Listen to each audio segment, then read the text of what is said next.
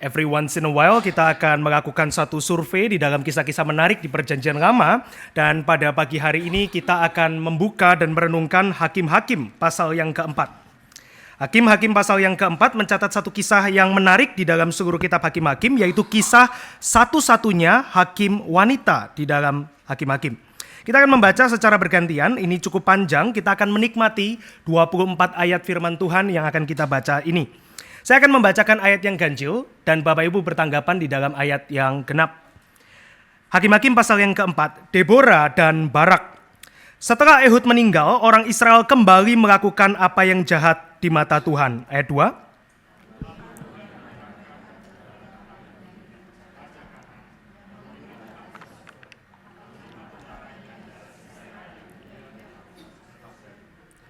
Lalu orang Israel berseru-seru pada Tuhan sebab Sisera mempunyai 900 kereta besi dan menindas orang Israel dengan keras selama 20 tahun.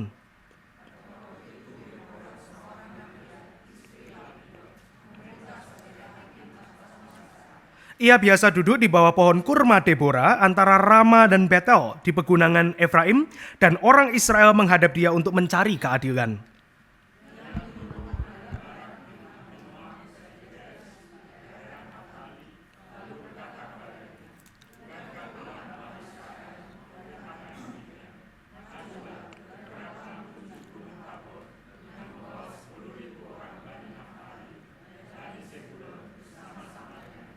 Dan aku akan menggerakkan Sisera, panglima tentara Yabin dengan kereta dan pasukannya menghadapi engkau ke Wadi Kison, dan aku akan menyerahkan dia ke dalam tanganmu.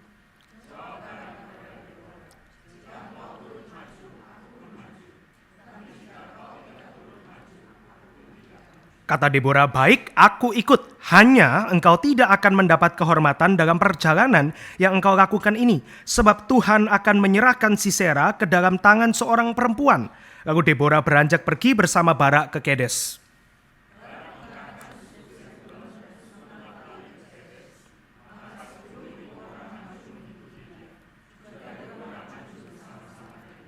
Adapun Heber, orang Keni itu telah memisahkan diri dari suku Keni, dari anak-anak Hobab, ipar Musa. Ia telah berkemah berpindah-pindah sampai ke pohon Tarbantin di Sanananim yang dekat Kedes.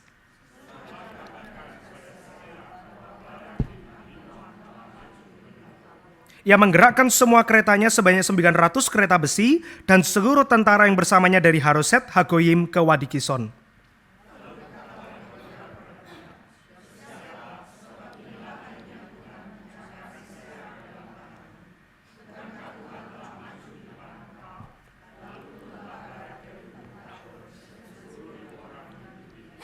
Tuhan mengacau balaukan Sisera serta seluruh kereta dan pasukannya oleh mata pedang di hadapan Barak. Sisera turun dari keretanya dan lari meloloskan diri.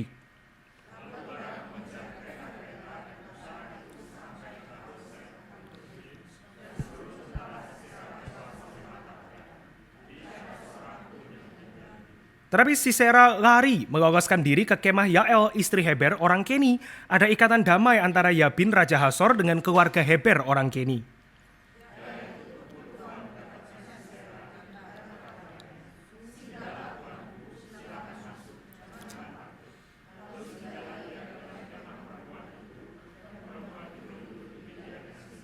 Ia berkata kepada perempuan itu, berilah kiranya aku minum air sedikit, aku haus. Lalu perempuan itu membuka kantong susu, memberi dia minum dan menyelimutinya kembali.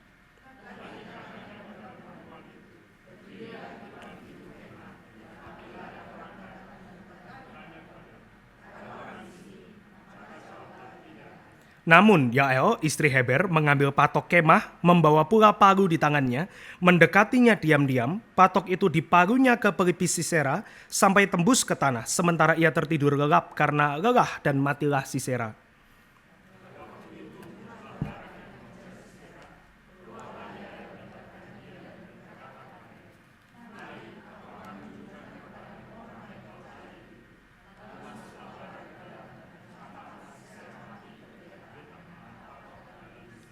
Demikianlah pada hari itu Allah menundukkan Yabin Raja Kanan di hadapan orang Israel.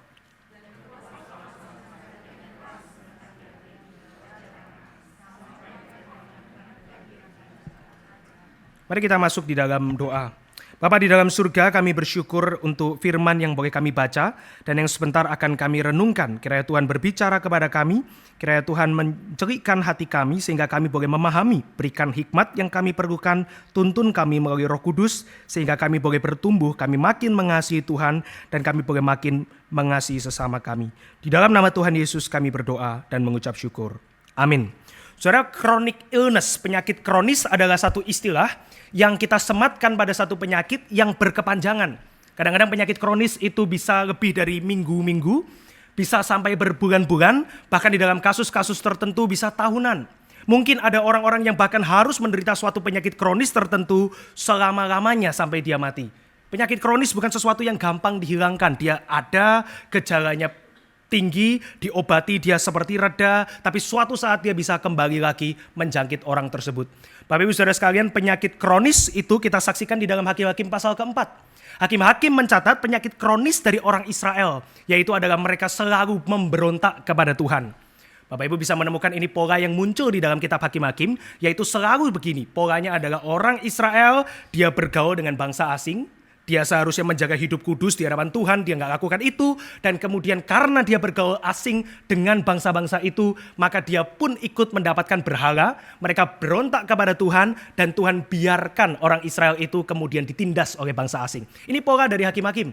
Setiap kali mereka mendapatkan penindasan baru di dalam hidup mereka, maka mereka akan berdoa kepada Tuhan. Tuhan tolong kami menderita, kami dianiaya, kami ditekan, kami diopres sedemikian rupa oleh musuh-musuh dari Tuhan. Dan kemudian Tuhan itu berbelas kasihan kepada orang Israel. Tuhan bangkitkan hakim demi hakim.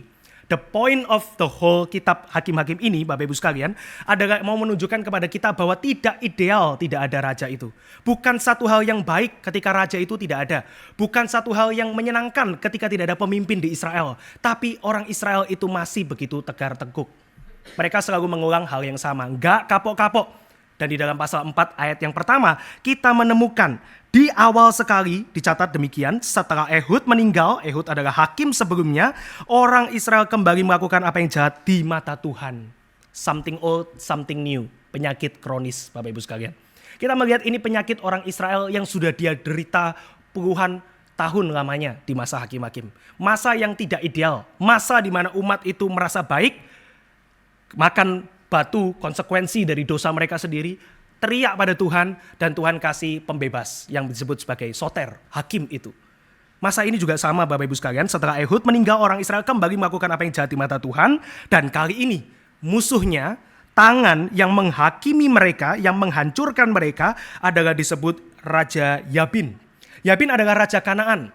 Kanaan itu bukan satu bangsa tunggal dengan satu raja, Bapak Ibu sekalian. Tetapi Yabin adalah seorang yang dicatat di dalam sejarah memerintah dengan begitu kuat, dengan pasukan yang begitu banyak, dan dia menekan orang Israel sedemikian rupa. Tapi itu cuma terjadi karena dia punya panglima tentara yang begitu menakutkan. Yabin itu otaknya, tapi tangan yang opres, tangan yang dipakai untuk menghancurkan Israel, tangan yang dipakai untuk menindas, itu namanya adalah Sisera, Bapak Ibu sekalian. Sisera adalah seorang panglima yang tinggal di Haroset Hagoim. Dan Sisera adalah seorang dengan kekuatan yang begitu besar. Dia dicatat berkali-kali di dalam pasal ini, dia punya 900 kereta besi dan menindas orang Israel dengan keras selama 20 tahun. Kita mungkin hari ini susah membayangkan kok bisa 900 kereta besi itu menakutkan. Karena kita membayangkannya nuklir gitu ya. Menakutkan kalau lawan itu. Tapi pada masa itu Bapak Ibu sekalian, pikirkan bahwa orang Israel itu bukan satu bangsa dengan kemampuan militer yang sebesar dulu. Dulu pada waktu Yosua masuk ke dalam Kanaan, oh iya Yosua pemimpin tunggal. Tapi sekarang di masa Hakim-Hakim itu suku sudah terserak. Mereka sudah minding their own business. Mereka tidak lagi hidup sebagai satu bangsa 12 suku. Sehingga kekuatan itu terserak. Satu. Dan yang kedua, tidak ada lagi jenderal perang besar seperti Yosua.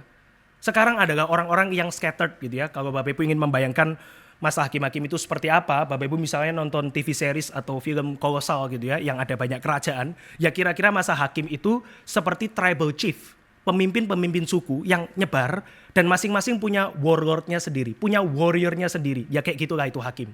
Hakim itu menguasai paling satu suku. Paling ada hakim yang besar punya pasukan agak banyak 2 suku, mungkin 3 suku. Tapi mereka bukan pemimpin tunggal. Di hadapan Sisera 900 kereta besi, nothing Bapak Ibu sekalian. Sisera itu tangan yang menakutkan, tangan yang opres. Tapi apa yang dilakukan oleh umat Tuhan? Mereka sekarang hanya bisa berteriak dan mereka harus pergi kepada hakim. Bapak Ibu, satu hal yang menarik di dalam bagian ini ya, yaitu bagaimana Alkitab penulis hakim-hakim memperkenalkan Deborah kepada kita. Kalau biasanya seorang hakim itu dia melakukan sesuatu, menang perang, membebaskan satu bangsa, dan kemudian Tuhan itu mengatakan di dalam hakim-hakim mengangkat seorang ini, dan kemudian rakyat itu lihat, siapa? Ehud, kemudian mengakui. Itu biasanya Bapak Ibu sekalian. Tapi Deborah nggak begitu. Deborah itu langsung digambarkan dia sudah settle sebagai seorang hakim. Kita nggak dikasih tahu bagaimana Deborah jadi hakim, nggak ada. Kita cuma dikasih tahu bahwa dia ini sekarang meneruskan Ehud. Ehud sudah mati, Samgar itu dilompati, Samgar cuma 1 ayat di pasal 3, dan kemudian sekarang masa Deborah. Di manakah Deborah? Dia duduk di bawah pohon kurma di dalam bahasa Indonesia, atau pohon palem di dalam bahasa yang lain, dan dia di sana di tempat di mana Ehud pernah memanggil orang Israel perang sama Moab. Sekarang Deborah yang duduk di sana. Jadi ini kasih satu pergantian ya. Siapa pemimpin Israel sekarang? Mereka cuma bisa berpaling dan melihat seorang wanita bernama Deborah, Bapak Ibu sekalian. Apakah dia pernah menang perang? Nggak dikasih tahu gitu ya. Apakah dia punya pasukan yang banyak? Apakah dia wanita dengan teknik pedang yang paling jago gitu ya? Nggak dikasih tahu. Simply dia sekarang adalah pemimpin dan orang Israel mengakui itu. Mereka akan datang kepada Deborah membawa perkara-perkara mereka begitu ya. Dan kemudian Deborah akan menentukan apa yang seharusnya, apa yang adil, apa yang benar dan yang tidak. Tapi kali ini mereka di dalam desperate. Mereka ini lawan satu musuh yang kuat. Satu musuh yang begitu canggih. Satu musuh yang begitu besar. Dan mereka memerlukan pembebasan. Seperti pada masa Ehud. Sudah 20 tahun menderita. Nah Bapak Ibu sekalian, kita bisa melihat bagaimana penulis Alkitab itu tertarik. Kasih kita satu penegasan bahwa Deborah ini benar-benar wanita. Jadi Deborah itu digambarkan, dia bukan hanya tadi duduk di bawah pohon kurma, ya pasal 4 ayat 5, tapi Deborah itu benar-benar wanita dengan cara penulis menjelaskan siapa dia. Pertama, Deborah adalah seorang yang bersuami, yaitu istri dari Lapidot. Suaminya nggak ditulis gitu ya, siapa, pokoknya dia istri dari Lapidot. Dia adalah hakim Israel, tapi terutama dia juga adalah seorang nabi. Dan waktu Tuhan mengatakan Deborah nabi, itu pakai double feminim. Jadi bukan hanya dia wanita dan nabi, bukan. Tapi dia wanita dan nabi wanita, kira-kira begitu. Sudah pasti kalau dia wanita ya nabinya pasti wanita gitu ya. Tapi itu cara yang dipilih. Dia itu wanita, dia punya suami. Dan dia itu benar-benar nabi wanita, nabiyah, Isa nabiyah. Jadi orang itu waktu baca bagian ini benar ya, ini Deborah ini wanita ya, bukan jadi-jadian gitu ya. Ya benar-benar wanita itu. Dia punya suami dan dia juga adalah nabi wanita memerintah sebagai hakim atas orang Israel. Deskripsi double feminim. Dia adalah nabi, dia adalah hakim, dia benar-benar wanita. Dan sebagai seorang nabi, Deborah itu adalah juru bicara Tuhan. Jadi dia ini kenapa diakui sebagai spiritual leader? Ya karena dia ini adalah seorang yang menyampaikan firman Tuhan. Beda dari hakim-hakim sebelumnya. Kalau hakim sebelumnya mesti membuktikan diri mereka, dan kemudian dari kemenangan perang Tuhan angkat sebagai hakim, Deborah ini langsung dikatakan dia ini hakim. Terima, dia hakim, dia nabi wanita. Dan Bapak Ibu sekalian, satu hal yang menarik gitu ya. Di pasal 5 bukan hanya dia ini seorang nabiyah, nabi wanita. Bukan hanya dia ini seorang hakim, bukan hanya ini dia bersuami, dia juga seorang ibu. Itu di pasal 5 Bapak Ibu sekalian. Jadi Deborah itu adalah mungkin patron dari para wanita reform hari ini gitu ya. Dia adalah hakim. Wanita reform suka menghakimi, bukan gitu ya. Spiritual, a wife and a mother. Dia istri dan dia ibu. Dan namanya berarti lebah, hati-hati, dia bisa menyengat. Bapak Ibu lihat ya, Deborah ini patron dari para wanita perkasa, Bapak Ibu. Dan gak heran gitu ya, kenapa Lapidot gak dicatat ya? Mungkin Lapidot di rumah jaga anak gitu, kira-kira gitu. Lapidot gak dicatat. Just terima aja lah, Deborah itu your leader. Itu kira-kira pasal 4 di ayat-ayat pertama ini. Loh kenapa kok Deborah, kenapa kok bukan pria, kenapa kok begini? Gak ada urusan, Deborah is your leader. Wah susah terima begini ya. Tapi itu hakim-hakim Bapak Ibu sekalian. Dan buat kita hari ini gak aneh sama sekali. Tapi bagi orang pada masa itu, ini sesuatu yang sangat-sangat aneh di dalam Alkitab. Tapi mereka mesti terima. Kombonya 4. Jangan lawan wanita, jangan lawan istri, jangan lawan ibu, jangan lawan yang spiritual, jangan lawan hakim dan nabi. Saudara. Itu berat sekali gitu ya. Ya itulah Deborah. Tidak heran orang-orang itu datang kepada Deborah bawa perkara mereka. Ini siapa lagi yang bisa dilihat di masa-masa hakim-hakim? Gak ada raja, belum ada raja. Tidak ada nabi lain, tidak ada juga hakim yang dibangkitkan karena Ehud sudah mati, pahlawan perang itu sudah mati. Samgar yang pukul 600 orang dengan tongkat itu juga sudah nggak ada.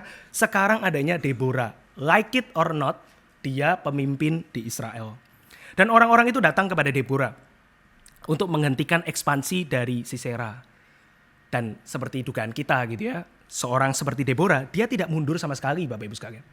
Dia bukan yang cuman cerewet di rumah gitu ya, tapi waktu dihadapkan dengan realita susahnya hidup, mundur. Enggak, Deborah ini enggak mundur sama sekali. Orang datang kepada Deborah meneriakkan teriakan mereka, menyampaikan doa mereka gitu ya, bahwa ini Sisera ini menekan kita demikian besar, dan Deborah itu langsung menyanggupi apa yang menjadi permintaan mereka. Deborah langsung mengatakan, panggil Barak, untuk menggerakkan 10.000 pasukan, nanti akan perang di sini, di sini, di sini. Dia akan menggerakkan Sisera juga untuk nanti berjumpa di yang tempat yang namanya Wadi Kison itu, dan kemudian Sisera akan diserahkan kepada Barak. Tuhan yang memberikan otoritas seperti ini, langsung gitu ya. Dia langsung ngomong dengan otoritas yang nggak second to none gitu. Dia selalu assume the first karena dia nabi Tuhan. Panggil Barak, siapa Barak? Nggak tahu gitu. Panggil Barak, suruh kumpulkan 10.000 pasukan. Nanti perang di sini. Nah, terus Sisera gimana? Sisera nanti ke sana. Terus perang gimana? Nanti Sisera akan kalah. Dia langsung begitu, Pak. Ini seperti satu confident yang begitu besar ya. Dia tidak mundur sama sekali, dia nggak pikir-pikir dulu, dia nggak diskusi dulu, dia nggak rapat dulu. Dia seorang nabi dan dia langsung memutuskan suatu perkara yang besar. Bapak Ibu, Barak itu bukan warrior. Barak itu kita tidak tahu track record perangnya, tapi sepertinya tidak. Biasa hakim lain, para jagoan perang itu selalu dikasih deskripsi. Mereka ini memang pandai berperang, mereka ini memang orang kenamaan gitu ya, a man of valor, mereka ini orang besar dan seterusnya. Tapi Barak ini siapa gitu ya? Barak itu arti namanya memang keren, kilat, thunder. Jadi kalau ini tadi lebah, ini kilat Bapak Ibu sekalian, kan ini cocok gitu ya, bisa menyengat dia. Tapi dia juga anak Abinoam. Abinoam itu artinya kesenangan atau menyenangkan. Ini jadi lucu Bapak Ibu sekalian ya, permainan nama Barak ini. Barak bin Abinoam artinya kilat yang menyenangkan. Kilat anak yang menyenangkan. Ini kayak 50-50, mau maco atau mau pastoral gitu ya, mau keren atau mau hangat. Coba Bapak Ibu ya, nanti pasukan Israel dikumpulkan. Kita di bawah komando siapa? Kita di bawah komando kilat yang menyenangkan gitu kan, aneh. Kenapa nggak kilat yang menakutkan? Kenapa kilat yang menyenangkan? Nah itu Barak. 50-50 dia. Maju enggak nih? Maju atau enggak nih? Perang atau tidak? Menakutkan atau tidak? Kuat atau baik? Menyenangkan atau menakutkan? Dan itulah gambaran Barak gitu ya. Dari namanya kita tahu Barak itu nanti juga begitu kan. 50-50 dia. Maju atau enggak? Gitu. Maju atau tidak? Kilat yang menyenangkan. Tapi Barak sekali lagi dia bukan pejuang militer. Kenapa tidak Deborah itu pilih siapa ya? Orang-orang kuat lain gitu. Jagoan-jagoan yang lain di Israel. Masa tidak ada gitu ya. Barak ini juga suku Naftali, suku yang tidak terkenal jago perang. Bahkan di Hakim-Hakim pasal pertama ayat 33, suku Naftali itu berdampingan sama orang Kanaan. Mereka ini termasuk biang keroknya masalah Hakim-Hakim gitu ya. Bapak Ibu tahu kan ya masalah Hakim-Hakim? Yosua bawa orang Israel masuk ke Kanaan, tapi tidak menaklukkan tanah Kanaan. Nah itu masalah Hakim-Hakim. Jadi dia masuk, Tuhan bilang usir semua orang-orang penyembah berhala. Lalu angkatan setelah Yosua, enggak deh, malas ngusirnya, capek perang, kita udah settle, udah enak. Nah itu masalah gitu. Later on mereka serang-serang Israel terus. Nah ini kan berarti Naftali ini jadi salah satu biang kerok gitu. Kerjasama dengan orang Kanaan, gak usir orang Kanaan. Sekarang disuruh perang, mereka biasa lebih cocok agriculture, tukang kebun anggur. Itu Hakim-Hakim pasal pertama 33. Tapi kenapa Barak dipilih? Kita nggak dikasih tahu. Just pokoknya, ambillah seorang namanya Barak itu, dan suruhlah ini, dan ini. Barak sebagai kilat yang menyenangkan, Bapak Ibu sekalian, dia tidak mau. Dia enggan. Beberapa alasan begitu ya. Tapi dia mungkin, dia nggak mau pergi sendiri mungkin. Mungkin dia takut gitu ya, ada beberapa possibility. Ada yang mengatakan mungkin Barak itu nggak mau diperintah wanita. Tapi kayaknya kok kurang kuat gitu ya. Karena later on dia tetap akan memilih pergi dengan wanita anyway gitu ya. Bukan itu sepertinya. Mungkin Barak itu dia ya coward aja gitu. Dia itu kurang manly, kurang berani untuk perang. Dia takut. Mungkin Bapak Ibu sekalian. Kita nggak dikasih tahu ya. Pokoknya dia bilang sama Deborah, gua mau perang kalau gue juga ikut maju gitu ya. Aku tidak mau pergi kalau kamu tidak pergi. Kalau kamu pergi, aku pergi. Dan kemudian Deborah cuman jawab, oke, aku ikut, tapi kehormatannya tidak akan jatuh kepadamu, tapi tangan perempuan. Suara ini kayak satu orang ngomong gitu ya. You say you pay, oke gua pay, tapi lu nanti nyesel gitu, kira-kira begitu. Ya itulah teksnya, ambigu Bapak Ibu sekalian. Yang pasti pada akhirnya, tidak dijelaskan dinamika dua orang ini, yang pasti pada akhirnya Lebah dan Kilat itu pergi ke Kedes untuk mengumpulkan 10.000 pasukan untuk perang. Itu sampai di ayat 10 Bapak Ibu sekalian. Intinya adalah akhirnya Barak dan Deborah itu pergi sama-sama. Apakah artinya Barak takut? Apakah artinya Barak itu nggak mau diperintah wanita? Belum dikasih tahu kepada kita. Kita tidak tahu, kita bisa menebak. Mungkin dia takut, mungkin ini dan itu. Tapi poinnya adalah mereka akhirnya perang dengan satu deal. Yaitu nanti kehormatan jatuh ke tangan seorang wanita. Sounds like punishment ya. Seperti hukuman gitu ya. Karena aku kurang beriman, nanti kehormatan itu jatuh ke orang lain. Mungkin Bapak Ibu sekalian. Yang pasti pada akhirnya mereka pergi ke sana. Dan di tengah dari seluruh dinamika kepemimpinan ini, muncullah ayat 11. Ini kayak Bapak Ibu nonton satu film ya. Dan kemudian setelah build up mau perang, tiba-tiba muncul satu tokoh, yaitu Heber. Heber itu orang Keni.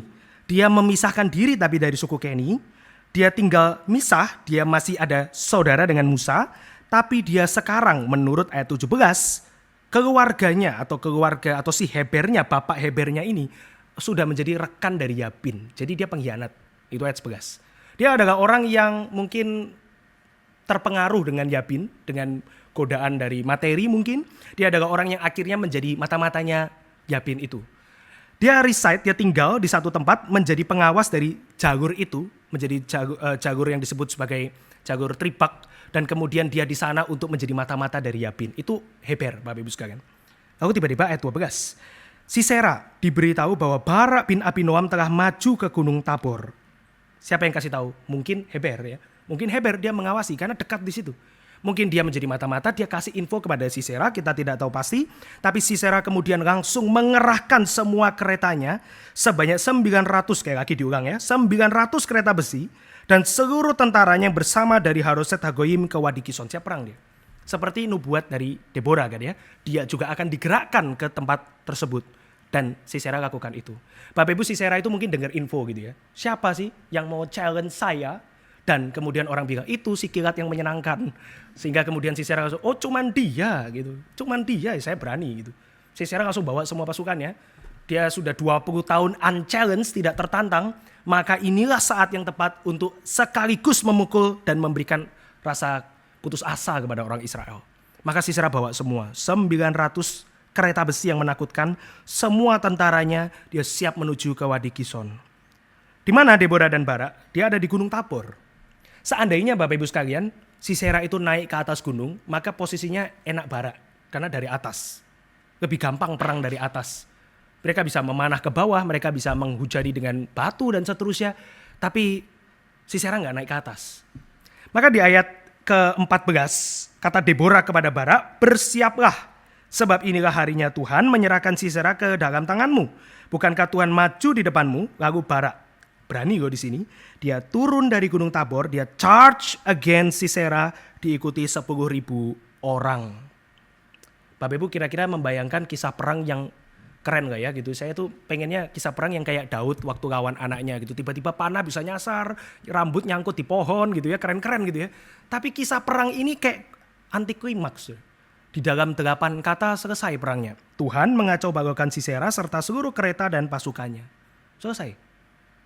Jadi tadi sudah build up gitu ya, takut-takut, berani, ayo takut, ayo berani, ayo takut gitu ya. Kalau kumpulkan 10.000 pasukan, ya kira-kira keren. Tiba-tiba Barak menerima roh dari Tuhan, kemudian dia berani dan menghujung pedangnya menyala seperti pedang api, dan kemudian dia pukul Sisera sampai, kan keren gitu ya. Tapi enggak loh. Tuhan mengacau bagokan Sisera serta seluruh kereta dan pasukannya oleh mata pedang di hadapan Barak. Artinya apa saudara? Simply berarti mereka perang kayak biasa dan kalah. Siseranya kalah. 900 kereta besi tadi sudah didescribe luar biasa poten gitu ya. Kuat, menakutkan, bisa menghancurkan. Gak kok perang kok cuma 1 ayat gitu ya. Perangnya even gak panjang. Deskripsinya kekuatan Sisera lebih mengerikan dari perangnya. Tuhan mengacau bagokan Sisera serta seluruh kereta dan pasukannya oleh mata pedang di hadapan Barak. Sisera turun dari keretanya dan lari meloloskan diri. Tertatih-tatih dia seorang diri. Artinya the whole army, seluruh tentara itu gak bisa mengalahkan kekuatan Barak dan 10.000 pasukan. Somehow pasukan barat menang, itu artinya. Somehow. Kita nggak tahu gimana, pokoknya dia menang. Tahu gimana nasib Sisera? Nasib Sisera adalah dia melarikan diri dengan berjalan kaki seorang diri karena semua sudah habis. Tidak seorang pun luput, kata ayat 16. Dan Sisera seorang diri dia lari. Bapak Ibu sekalian, menariknya, tiba-tiba di ayat 18, Sisera itu yang seorang diri, itu stumble upon, ya, menjumpai kemah Yael. Yael ini karakter baru. Istrinya Heber. Heber tadi si mata-mata yang pisah dari orang-orang Israel, menjadi temannya Yabin. Ini istrinya, Nyonya Heber. Nyonya Heber ada di tenda. Heber nggak tahu kemana. Mungkin dia lari, mungkin dia pergi, mungkin dia kerja, nggak tahu. Intinya cuman ada Yael. Dan Yael itu sebagai nyonya yang baik. Dia keluar dan memanggil Sisera, berkata, "Singgahlah tuanku, mari singgah, jangan takut." Dalam bahasa aslinya itu mirip sama namanya Sisera. Sisera kan Sisera gitu ya. Dalam bahasa Ibrani itu juga mirip. Nah, mari singgah itu Siser, bahasa Ibraninya. Jadi ayo datang, kayak panggil nama gitu ya. So welcoming, datang ke tendaku. Dan of course Sisera yang seorang diri, hopeless, dia mengiyakan gitu. Dia pergi ke tenda tersebut. Dan di dalam tenda tersebut maka si Yael itu benar-benar memberikan hospitality, Bapak Ibu sekalian. Keramahan dia kepada Sisera itu. Nah, kita lihat beberapa permainan kata, Bapak Ibu sekalian ya. Yael itu namanya berarti kambing gunung. Climbing goat atau mountain goat. Dia kambing yang pada zaman itu ya sering juga dipakai untuk angkut beban yang berat. Jadi kambing ya nama itu ada maksudnya di sini. Dia biasa angkat satu beban yang berat dan kemudian biasa orang bawa kambing itu ke tenda dan kemudian bebannya itu dia dismount, diambil oleh manusianya, taruh di tenda, kambingnya ditaruh keluar, gitu kan ya. Hewan buat ngangkut beban. Di sini Yael itu seperti kambing keluar menjemput beban berat. Beban beratnya adalah Sisera dan kemudian dia dibawa masuk ke dalam tenda. Itu permainan kata yang pertama, Bapak Ibu sekalian. Kemudian Sisera itu haus, dia minta air dan Yael do more. Dia bukan kasih air, dia kasih susu, dia kasih susu kambing dalam bahasa aslinya. Dan kemudian dia itu menyembunyikan Sisera di bawah satu kata yang aslinya namanya semikah. Semikah ini nggak segampang selimut seperti selimut Bapak Ibu ya. Selimut itu enteng kan, kita bisa beginiin aja gitu. Seberat-beratnya bed cover ya tetap enteng lah. Nggak sesuatu yang berat. Tapi semikah itu bisa sesuatu yang berat. Sehingga di dalam bahasa Ibraninya, Yael itu harus menggunakan seluruh tubuhnya untuk membawa cover itu menutupi tubuhnya Sisera. Ini bahasa aslinya Bapak Ibu sekalian. Nah, ada penafsir makanya mengatakan dia tidak hanya menutupi dengan selimut itu, tetapi dia bersetubuh dengan Sisera. Kenapa? Karena nanti Sisera di-describe dia begitu kelelahan pakai kata spend. Dia so spend, sangat habis tenaganya sehingga dia siap untuk tidur lelap. Kita tidak tahu ya, ini penafsiran Bapak Ibu sekalian. Tapi menarik penggunaan kata dan semika itu. Dia harus the whole body itu ada di atasnya Sisera. Bapak Ibu sekalian, permainan kata yang lain yang menarik adalah kalau Bapak Ibu membayangkan gitu ya, menutupi dengan cover yang berat itu seperti karpet yang besar itu, dia harus naik ke atas tubuhnya Sisera, berarti dia itu seperti di atas, on top. Dan Sisera itu, pria gagah berkuasa jenderal menakutkan itu, harus menjadi the woman di dalam bagian ini. Nah Bapak Ibu nanti ketika Sisera itu bilang sama Yael, kalau ada orang cari ya, tolong kamu keluar. Dia itu refer Yael sebagai pria Bapak Ibu sekalian. Dia ngomong kepada Yael, kan bahasa Ibrani itu ada gendernya. Ada maskulin, ada feminim. Dia tuh pakainya kepada pria. Yael ini wanita. Kenapa dia refer kepada Yael sebagai pria? Itu cara hakim-hakim menggambarkan betapa Sisera itu sedang dipermalukan di dalam bagian ini. Dia itu nobody, tertatih-tatih, habis perang kalah, pasukannya habis semua. Seorang diri, tidak ada kuasa apapun. Dan dia dipermalukan di dalam tenda tersebut oleh seorang wanita yang bukan siapa-siapa. Cuman istri dari seorang hamba pengkhianat yang dipegang oleh Raja Yabin, istrinya Heber. Yael itu bukan wanita, perkasa bagaimana gitu ya, wanita kaya, wanita yang punya pasukan. Enggak, dia cuman wanita yang kerjanya sehari-hari itu di tenda. Dia kerjanya sehari-hari itu di tenda Bapak Ibu sekalian. Lalu nanti dikatakan Sisera ya, minta Yael kalau ada orang cari, dalam bahasa Indonesia kan cari apakah ada orang. Bahasa aslinya kalau ada yang tanya adakah laki-laki di dalam tenda, jawab tidak ada. Ini mempermalukan diri. Kenapa kok mempermalukan? Karena memang di sini Sisera nggak bersikap seperti laki-laki. Gitu ya, dia sudah ditolong, dia memelas seperti anak kecil ya, mendapatkan kasih dari ibu gitu. Cuman pasrah begitu saja, dia disembunyikan. Nanti ya kalau ada yang tanya, ada laki-laki enggak di tenda? Jawab enggak ada, karena memang I'm not a man here di dalam tenda tersebut. Hakim-Hakim pasal 4 menggunakan kata-kata yang semua membuat Sisera itu dilucuti dia dari kejantanannya, Bapak Ibu sekalian. Dia dibikin feminim di dalam tenda tersebut. Ini bahasa Ibraninya, bahasa Indonesia tidak terlalu terlihat. Yang terakhir, Yael itu setelah mengiyakan, Sisera sudah tertidur, dia keluar dan ambil pasak tenda dan kemudian palu. Ini tugas wanita ya, mengurus tenda dari rumahnya, itu tugas wanita. Jadi ini bukan senjata perang yang keren gitu ya, ambil pisau, ambil belati, ambil kapak, kayak tidak. Sesuatu yang wanita itu biasa mainin gitu, pasang tenda, pasak tenda dan palu. Dan ini satu lagi Bapak Ibu sekalian, memang diterjemahkan pelipis, rakah bahasa aslinya. Tapi rakah juga bisa berarti mulut. Jadi kalau Bapak Ibu lihat penafsiran yang tadi bahwa Sisera itu dilucuti dari kejantanannya, dia dipermalukan oleh Tuhan di dalam Hakim-Hakim pasal 4 ini, maka ini lebih memalukan lagi. Dia dibunuh dengan sesuatu benda besar asing masuk ke mulutnya. Bapak Ibu bisa melihat ya, Sisera itu dibuat seperti tidak berharga di dalam tenda tersebut. Sisera spend, sudah lelah. Kemudian wanita yang bukan siapa-siapa mengambil senjata yang tidak berarti untuk seorang pria berperang dan membunuh Sisera dengan begitu hina. Bapak Ibu, dari mana datangnya kematian memalukan seorang jenderal yang ditakuti? Dari a nobody, ya, wanita yang bukan siapa-siapa, seorang wanita yang sederhana yang ada di tendanya. Satu hal yang kita perlu perhatikan, cara penulis Hakim-Hakim mencatat kematian Sisera itu adalah cara yang Alkitab sering pakai ketika ada orang yang sombong di hadapan Tuhan. Besar, kuat, gagah seperti Goliat. Dan cara dia mati sederhana sekali. Orang ini sedang memamerkan dirinya besar di hadapan Tuhan. Siap menghancurkan umat Tuhan. Dan cara Tuhan mempermainkan seorang jenderal besar punya 900 kereta besi adalah dia mati oleh pasak kayu di sebuah tenda yang tidak ada orang yang mengira itu akan terjadi. Istilahnya ya Bapak Ibu sekalian, Tuhan itu tidak membiarkan Sisera mati dengan terhormat seperti yang dia harapkan. Warrior di battle, itu tidak. Dia mati seperti wanita yang tidak ada nilainya di tangan seorang wanita lain, Bapak Ibu sekalian. Dan kisah ini ditutup dengan Sisera jenderal itu mati, penganiayaan Raja Yabin berhenti karena tangan Yabin itu Sisera. Dan kemudian Yael dipuji sebagai wanita yang diberkati di pasal 5 ayat 24. Dan semua berjalan sesuai nubuat Deborah di ayat 9. Kemuliaan atau honor of killing Sisera, kehormatan membunuh musuh Israel itu jatuh kepada wanita. Selesai ini khotbahnya Bapak Ibu sekalian gitu ya. Kira-kira apa yang Bapak Ibu pikirkan dari Hakim-Hakim pasal 4? Saya berpikir Bapak Ibu sekalian waktu persiapan ini ya, ini kisah yang gak harus ada di Alkitab sih. Karena sebetulnya kisah ini mau di buku fiksi, mau di novel, mau dibikin film, mau di kitab yang lain juga gak ngaruh ya.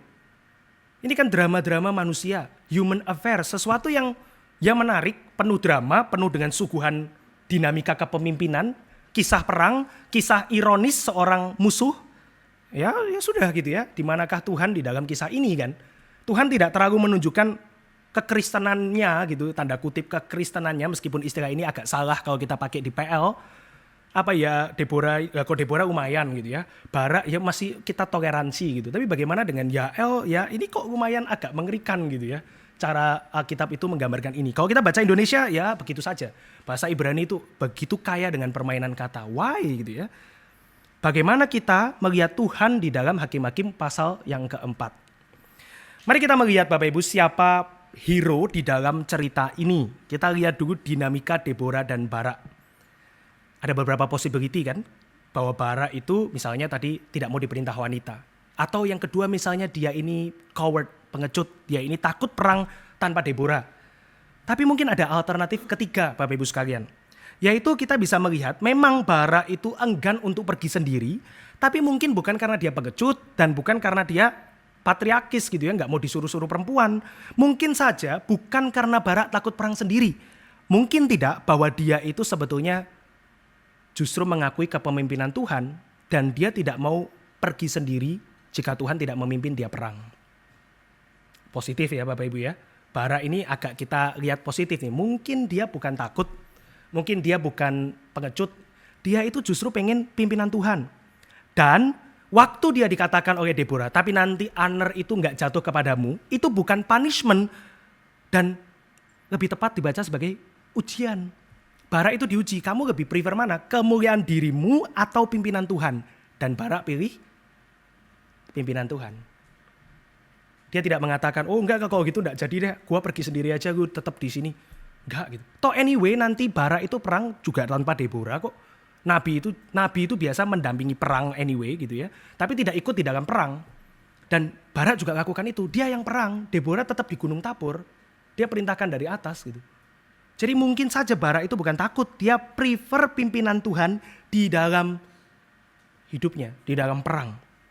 Lagi pula Bapak Ibu sekalian, meski Deborah disebut hakim, di dalam 16 ayat yang dia lakukan di pasal ini hanyalah bernubuat.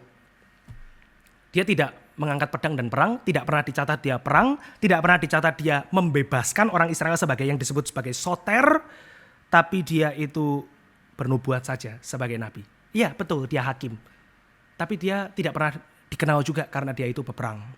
Maka bisa jadi ini ujian bagi Barak dan Barak menang Bapak Ibu sekalian. Dia bebas ketika budaya patriarkis pada zaman itu menuntut Barak untuk menolak wanita dan memimpin sendiri, mencari kemuliaan bagi dirinya sendiri.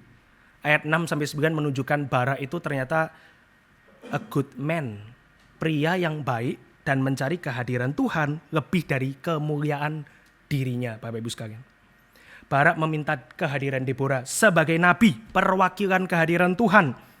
Dan tidak heran kalau 1 Samuel 12 dan Ibrani pasal 11 itu mencatat Barak sebagai pahlawan iman. Coba kita lihat 1 Samuel pasal 12 ayat 11. Ini adalah masa setelah hakim-hakim menjelang masa Israel punya raja. Saya bacakan 1 Samuel 12 ayat yang ke-11. Kemudian Tuhan, Yehova, mengutus Yerubbaal, Barak, Yefta, dan Samuel. Ia melepaskan kamu dari tangan musuh-musuh di sekelilingmu, sehingga kamu tinggal dengan tentram.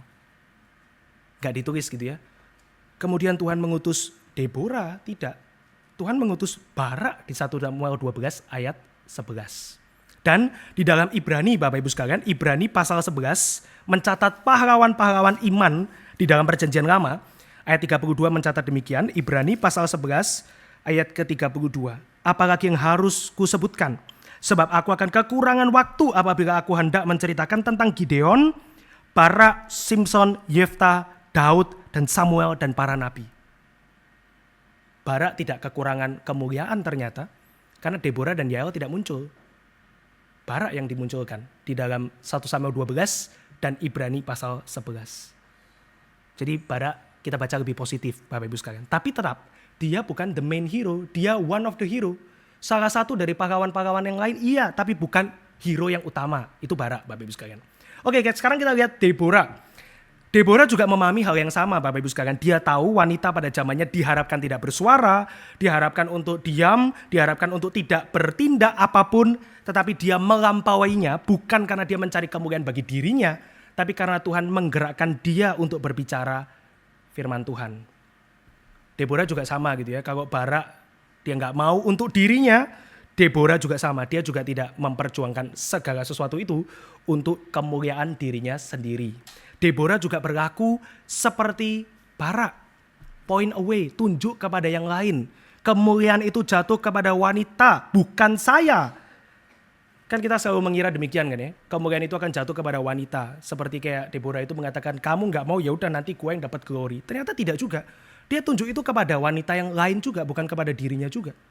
Dia tunjuk itu kepada yang lain. Jadi Bapak Ibu lihat ya, di dalam pelayanan Deborah, dia cuma concern dengan firman Tuhan.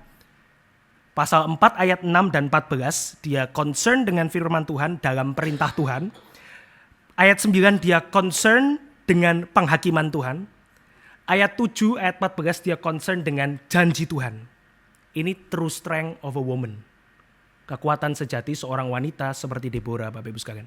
Kita tadinya membayangkan Deborah ini wanita perkasa dengan pedang yang siap untuk charge apapun. Ketika pria-pria itu kurang manly, dia tepis gitu ya, kemudian dia yang maju.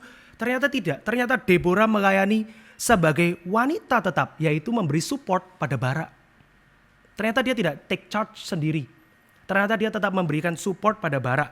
Dan Barak juga tidak bisa tanpa Deborah. Ternyata dua-dua ini memerlukan satu sama lain. Dan fitting kan ya, karena Hakim-Hakim pasal 4 menyebutkan Deborah dan Barak. Pasal 5 juga nyanyian Deborah dan Barak. Mereka berdua bersama-sama. Maka Bapak Ibu sekalian, di dalam pelayanan Deborah ini, dia lebih tepat kita lihat seperti malaikat Tuhan yang datang kepada Gideon di dalam kisah setelah ini gitu ya. Deborah itu memanggil Barak, Deborah memberikan tugas kepada Barak. Barak protes, Deborah itu meyakinkan dengan tanda. Mirip seperti messenger, ya sebagai nabi memang. Sebagai nabi. Tanpa Deborah, Barak nggak bisa. Tanpa Barak, Deborah nggak bisa. Mereka memerlukan satu sama lain. Komunitas umat, Bapak Ibu sekalian ya. Tapi tetap Deborah bukan the main hero. Bukan, dia salah satu lah dari pahlawan. Dia bukan pahlawan utama. Mungkin Yael gitu ya, yang mempermalukan Sisera dengan demikian. Yang cerdik, dia juga tidak poin kepada dirinya sendiri ternyata. Barak point away, Deborah point away, tunjuk ke arah yang lain. Yael harusnya ditunjuk dong ya. Harusnya dia menunjuk dirinya juga. Lihat gua yang membunuh Sisera dengan kecerdikanku dan seterusnya. Tidak. Yael juga tidak melakukan itu ternyata. Dia juga point away. Dia juga tidak mengatakan, ya ini jasa saya gitu ya. Yael juga nggak bisa. Tanpa perang dengan Barak, tanpa Deborah yang kasih firman Tuhan. Dan kemudian perang di Wadi Kison itu. Yael juga point away. Kita bisa mengatakan Bapak Ibu sekalian ini semua adalah team effort. Kerjasama satu tim.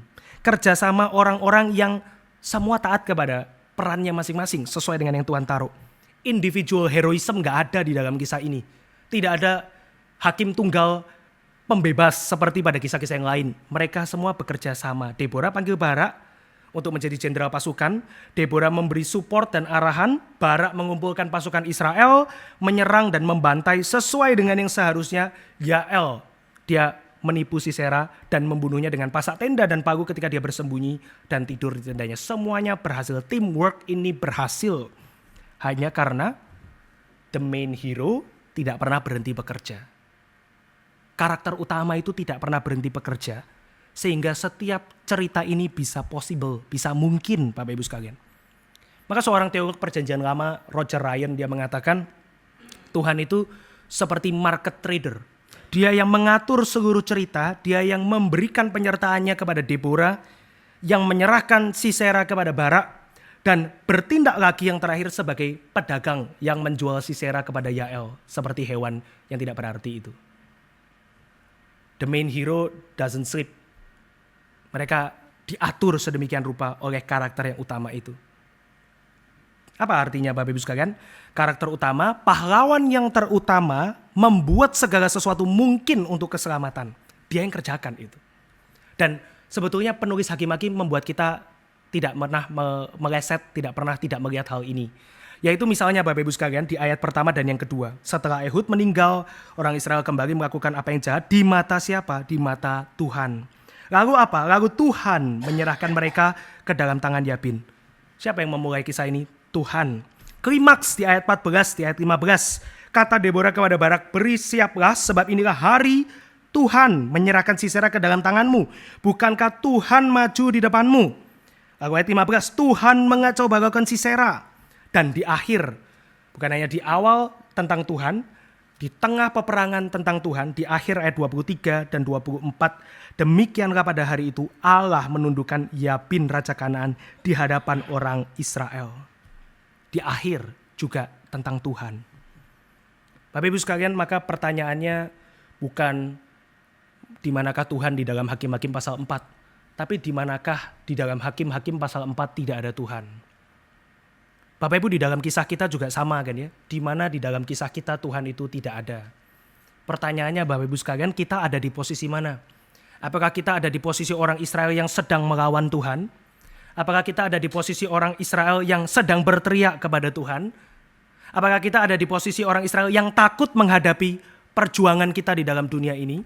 Apakah kita di posisi orang Israel yang ragu dan memerlukan support? Apakah kita ada di posisi orang Israel yang menang? Di situ, di semua bagian itu ada Tuhan. Di bagian cerita mana Bapak Ibu dan saya? Di bagian cerita yang mana kita itu sedang berada? Di situ pun ada Tuhan. Bapak Ibu sekalian, Dia ada di mana-mana. Dia ada di seluruh kehidupan kita sebagaimana seharusnya.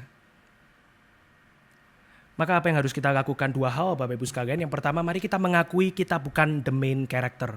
Kita bukan karakter utama. Kita bukan hero dari kisah kita. Kita bukan seorang pemenang di dalam kisah kita. Kita bukan orang yang segala sesuatunya tentang kita. Bukan orang yang segala sesuatunya tentang saya. Bukan orang yang segala sesuatunya harus seperti yang saya mau. Ini bukan tentang kebahagiaan kita. Ini bukan tentang siapa saya dan siapa saya dan siapa saya dan apa yang saya bisa dapatkan. Kita paling jauh harus mengakui kita cuman alat di dalam cerita Tuhan. Apa yang harus dilakukan sebagai sarana Tuhan? Point away. Tunjuk ke arah yang lain. Bapak Ibu mau tunjuk pada siapa? Bapak Ibu mau tunjuk kemana? Bapak Ibu mau bawa kemana? Kita harus mengakui kita bukan the main character. Dan kalau saya bukan karakter utama, hidup saya harus menunjuk kepada yang lain. Siapa dia? Bapak Ibu boleh pilih. Bapak Ibu bisa tunjuk manusia lain. Bapak Ibu bisa tunjuk musuh. Bapak Ibu bisa tunjuk kekayaan atau penerimaan atau nama atau keluarga atau apapun yang lain. Tapi Bapak Ibu juga bisa meneladani Deborah dan Barak yang menunjuk kepada Tuhan, Tuhan, dan Tuhan. Maka yang kedua, setelah kita mengakui kita bukan karakter utama, kita perlu mengakui Tuhan sebagai karakter utama. Jika dia the main character, saudara dan saya mesti apa? Hakim-Hakim pasal 5 kasih tahu kita mesti memuji dan memuliakan Tuhan. Bapak Ibu sekalian, Hakim-Hakim pasal 5 itu isinya nyanyian dan puisi. Itu adalah a call to worship, panggilan untuk beribadah kepada Tuhan. Hakim-Hakim pasal 5 adalah interpretasi teologis dari Hakim-Hakim pasal 4. Hakim-Hakim pasal 5 memberitahukan kepada kita siapa the main character. Apa yang ditulis di sana? Hakim-Hakim pasal 5. Kepemimpinan Tuhan, kuasa dan kontrol Tuhan. Tuhan sebagai cosmic warrior yang berperang mewakili umatnya. Dan Tuhan yang mendapatkan keselamatan bagi umatnya. Hakim-Hakim pasal 5, Bapak Ibu sekalian, tidak bisa dipisahkan dari Hakim-Hakim pasal 4. Karena dia memberikan satu landasan teologis. Dan dia membentuk identitas dari umat. Siapa itu umat Tuhan? Mereka yang mengakui who's the main character in their life. Mereka yang mengakui siapa karakter utama di dalam kehidupan mereka. Bapak Ibu dan saya kira-kira kalau orang melihat hidup kita ya. Apakah mereka melihat karakter utama itu memerankan permainan secara positif? Atau apakah dia melihat kita justru dipakai secara negatif? Tuhanlah karakter utama itu. Akuilah dia dan sembahlah dia. Dan kita tahu nantinya jauh setelah masa Deborah dan Barak, hakim yang agung itu datang ke dalam dunia dan melakukan apa yang sama. Dia mengutus umatnya berperang bukan dengan darah dan daging. Dia mendampingi umatnya yang ragu. Dia memberikan Roh Kudusnya kepada umatnya yang takut berperang. Dan dia membawa kemenangan itu di dalam kehidupan dari gerejanya. Hakim yang agung, Bapak Ibu sekalian, Yesus Kristus. Minggu ini kita merayakan Misericordias Domini Sunday. Minggu Misericordias atau Minggu Kasih Setia. Tapi juga bisa dibaca Minggu Belas Kasihan Tuhan. Minggu di mana Tuhan mengingatkan kita lebih dari minggu-minggu lain bahwa dia berbelas kasihan. Mari kita mengingat sekali lagi belas kasihan Tuhan itu menyelamatkan Anda dan saya. Dan kita hari ini hidup untuk menunjuk kepada Dia. Mari kita berdoa. Bapa di dalam surga, kami bersyukur untuk satu perenungan firman yang boleh kami dengar. Kami mau belajar dari kisah Deborah dan Barak yang boleh menunjuk kepada Tuhan. Mereka memainkan peranan mereka masing-masing. Kami harus memainkan peranan kami masing-masing. Tapi kiranya kami semua boleh menunjuk kepada Tuhan. Karena Engkau yang layak untuk disembah dan dipermuliakan. Ya Tuhan, pakailah gerejamu di tempat ini. Berkati seluruh jemaat-Mu. Cukupkan yang menjadi kebutuhan mereka.